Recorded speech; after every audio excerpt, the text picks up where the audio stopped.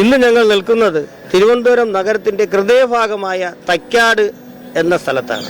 അപ്പോൾ ഇവിടുത്തെ നിവാസികളോട് അല്ലെങ്കിൽ ഇവിടുത്തെ ജനങ്ങളോട് ചോദിക്കാം ആരായിരിക്കും ഭരണത്തിൽ വരാൻ സാധ്യത കൂടുതൽ എന്ന്. ഇപ്പോഴത്തെ ഇലക്ഷനിൽ വോട്ട് ആർക്ക് കൊടുക്കും?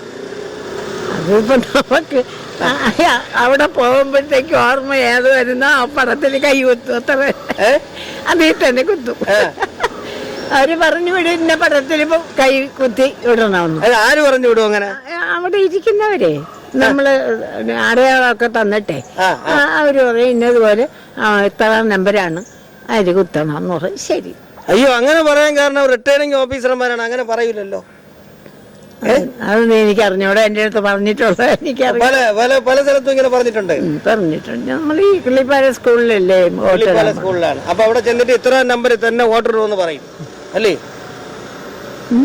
രണ്ടാമത് വീണ്ടും ഐ വി സതീശൊക്കെ സ്ഥാനാർത്ഥിയായ കറക്റ്റായിട്ട് ജയിക്കുമെന്നാണ് ഉറപ്പ്. ജയിക്കും 100%. സ്കൂളെല്ലാം ഹൈടെക് ആയി, പാലം ഒരുപാട് പുരോഗമനം ഉണ്ടായിട്ടുണ്ട്.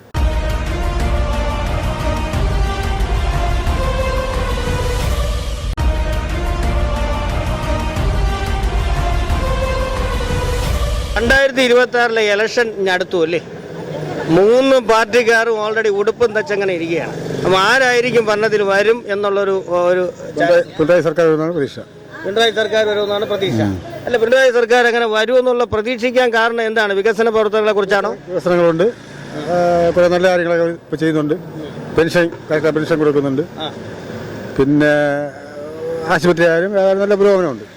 അവർ തന്നെ അടുത്തും വരണമെന്നാണ്. അല്ല, ഈ ആശുപത്രിയിലെ പുരോഗമനം പറഞ്ഞപ്പോഴാണ് ഒരു കാര്യം ഞാൻ പറഞ്ഞ. ഒരു സഹോദരിയുടെ വയറ്റിൽ ഒരു കത്രിക ഇരുന്ന ഒരു കേസ് അന്ന് കേട്ടിട്ടില്ലേ? അതിപ്പോ 110% ചിലപ്പോൾ 100 1 മൊത്തം തെറ്റ് പറയാൻ പറ്റില്ല. കുറച്ചൊക്കെ അവരുടെ കൈപ്പിഴകളുണ്ട്. എന്നാലും പിണറായി സർക്കാർ വരുന്നതാണ്.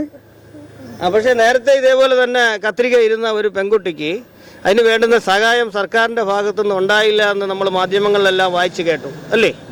അപ്പോൾ അത് വി ഡി സതീശന്റെ ആണ് അതിനുള്ളൊരു സഹായം ചെയ്തെന്നൊക്കെ പറയുന്നുണ്ട്. അപ്പോൾ അതൊക്കെ സർക്കാർ തിരുത്താനുള്ളതല്ലേ? അതൊക്കെ തിരുത്തണം. തെറ്റ് എന്ത് കണ്ടാലും അത് തിരുത്തണം. അതിപ്പോ ഏത് സർക്കാർ ആയാലും അതിന് ചെയ്യണം. അതിപ്പോ ഇടതുപക്ഷം വന്നാലും BJP വന്നാലും കോൺഗ്രസ് വന്നാലും അതിന് ചെയ്യണം. പക്ഷെ ഇപ്പോഴത്തെ ഭരണം എന്ന് പറഞ്ഞാൽ വേറെ പവർ കട്ടോ മറ്റു കാര്യങ്ങളോ ഒന്നുമില്ല. കുറെ നല്ല കാര്യങ്ങളൊക്കെ ചെയ്യുന്നുണ്ട്. 10 വർഷം കൊണ്ടൊരു മാറ്റമുണ്ട്.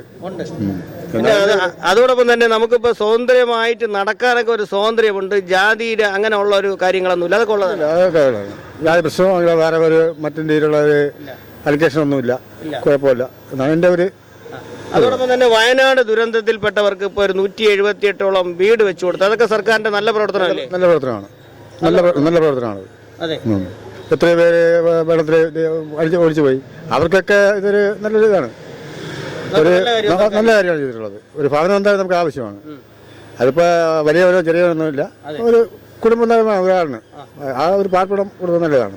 അപ്പൊ നിങ്ങൾ തന്നെ ഇപ്പൊ ആട്ടോ ഫീൽഡിൽ ഓടിക്കൊണ്ടിരിപ്പുണ്ട്. എങ്ങനെയുണ്ട് ഇപ്പൊ ഈ ആട്ടോ ഫീൽഡിന്റെ മുന്നോട്ടുള്ള പ്രയാണം? കുഴപ്പമില്ല. നമ്മളെ അന്ന് കിട്ടുന്നു അന്ന് ജീവിക്കുന്നു അത്ര തന്നെ. എങ്കിലും വലിയ വിഷയങ്ങളൊക്കെ പോകുന്നുണ്ട്. കുഴപ്പമില്ല. അപ്പോ പിന്നെ അടുത്തെന്ന് പറഞ്ഞാൽ നമ്മുടെ വിദ്യാഭ്യാസ മേഖലയൊക്കെ നല്ല രീതിയിൽ പുതിയ സ്കൂളുകളൊക്കെ വന്ന് ഇതൊക്കെ പറയുന്നുള്ളതാണോ? സ്കൂളൊക്കെ ആയിട്ടൊക്കെയായി. ഞങ്ങളുടെ നാട്ടിൽ തന്നെ കാട്ടാക്കട തന്നെ ഒരുപാട് പുരോഗമനം ഉണ്ടായിട്ട്. ഐ വി സതീഷ് ഇവിടെ MLA നല്ല കാര്യങ്ങൾ ഒരുപാട് ചെയ്തിട്ടുണ്ട്. Kattakkada I V Satheesh, Steven MLA ഇവരൊക്കെ നല്ല രീതിയിലൊക്കെ പ്രവർത്തനം നടക്കുന്നുണ്ട്. അപ്പൊ സ്റ്റീവനൊക്കെ രണ്ടാമത് വീണ്ടും ഐ വി സതീഷൊക്കെ സ്ഥാനാർത്ഥിയായ കറക്റ്റായിട്ട് ജയിക്കുമെന്നാണ് ഉറപ്പ്. ജയിക്കും 100%. സ്കൂളുകളെല്ലാം ഹൈടെക് ആയി, പാലം ഒരുപാട് പുരോഗമനം ഉണ്ടായിട്ടുണ്ട്. കാട്ടാക്കട ആളെന്ന് പറഞ്ഞിട്ടാണ് ഞാൻ പറയുന്നത്. ഇപ്പൊ തന്നെ അവിടെ ഒരു ആശുപത്രി 2 വയസ്സായ ഒരു കുട്ടി മരണപ്പെട്ടല്ലോ. അതിനെ കുറിച്ച് എന്താണ് പറയാ? അതിനെപ്പറ്റി വ്യക്തമായിട്ടുള്ള കാര്യങ്ങൾ ഞാൻ അറിഞ്ഞില്ല. പക്ഷെ എങ്കിലും അതിനെപ്പറ്റി നമുക്ക് പറയാനില്ല. കാരണം ആശുപത്രിയല്ലേ അവരെ കൈപ്പഴെന്നാണ് പറയുന്നത്. നമുക്കതിന്റെ അത്യാവശ്യം അറിയില്ല. ഇന്നലെ അവിടെ വിക്കറ്റ് ഉണ്ടായിരുന്നു.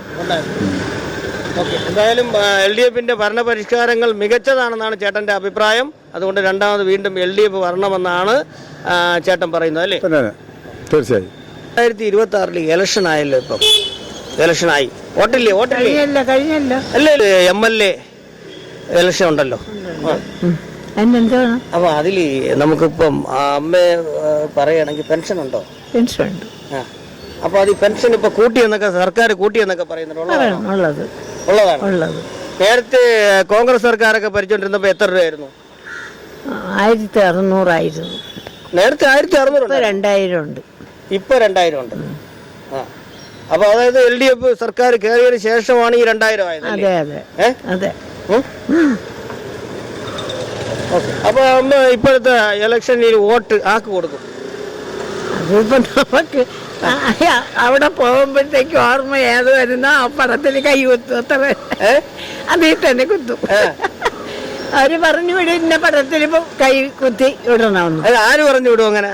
അവിടെ ഇരിക്കുന്നവരെ നമ്മള് അടയാളമൊക്കെ തന്നിട്ടേ അവര് പറയും ഇന്നതുപോലെ ഇത്ര നമ്പരാണ് അതിൽ കുത്തണം എന്ന് പറയും. ശരി. അയ്യോ, അങ്ങനെ പറയാൻ കാരണം റിട്ടേണിംഗ് ഓഫീസർമാരാണ്, അങ്ങനെ പറയൂലല്ലോ. അതൊന്നും എനിക്ക് അറിഞ്ഞൂടെ, എന്റെ അടുത്ത് പറഞ്ഞിട്ടുള്ളത് എനിക്കറിയാം. പല സ്ഥലത്തും ഇങ്ങനെ പറഞ്ഞിട്ടുണ്ട്. നമ്മൾ ഈ കിള്ളിപ്പാല സ്കൂളിലല്ലേ സ്കൂളിലാണ്. അപ്പൊ അവിടെ ചെന്നിട്ട് ഇത്ര നമ്പർ തന്നെ വോട്ട് ഇടുമെന്ന് പറയും അല്ലേ? തന്നെ അങ്ങനെ പറഞ്ഞാണ് ഇതുവരെ വോട്ടിട്ടതും എല്ലാം അങ്ങനെയാണ്. സാധാരണ റിട്ടേണിംഗ് ഓഫീസർമാർ അങ്ങനെ പറഞ്ഞു കൊടുക്കാൻ യഥാർത്ഥത്തിൽ പാടില്ല, എങ്കിലും അമ്മയോട് പറയുന്നുണ്ടല്ലേ. ഇപ്പൊ നിങ്ങളെ പോലെയുള്ളവരും വരിയായിരിക്കുമ്പോഴത്തേക്കും നിങ്ങളും ചിലപ്പോ പറയൂലോ അമ്മ ഇന്നത് വലിയ ഇതാവും എന്ന് പറഞ്ഞാ ശരി എന്നല്ലേ പറയാൻ പറ്റുള്ളൂ. അത് പറ്റൂല, ഞങ്ങൾക്ക് ഇഷ്ടമുള്ളതിലിടുമെന്ന് പറയും ആരെങ്കിലും.